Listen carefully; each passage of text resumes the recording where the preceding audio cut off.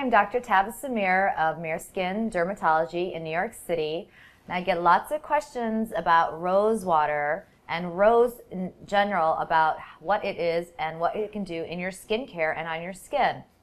Rose and rose petals have been used since Cleopatra's age to help improve the smoothness of your skin, the brightness of your complexion, and it smells amazing. And the thing is, what is it about rose and rose extract that is so beneficial? It's a very, very powerful antioxidant. It brightens up the skin, so its use is amazing in things such as toners or facial creams.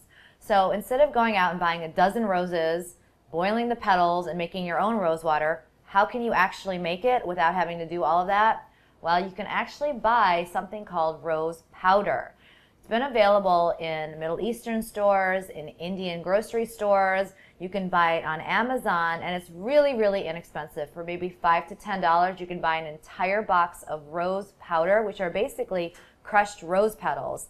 And you mix this with filtered water, and voila, there you go. You have your own rose water toner.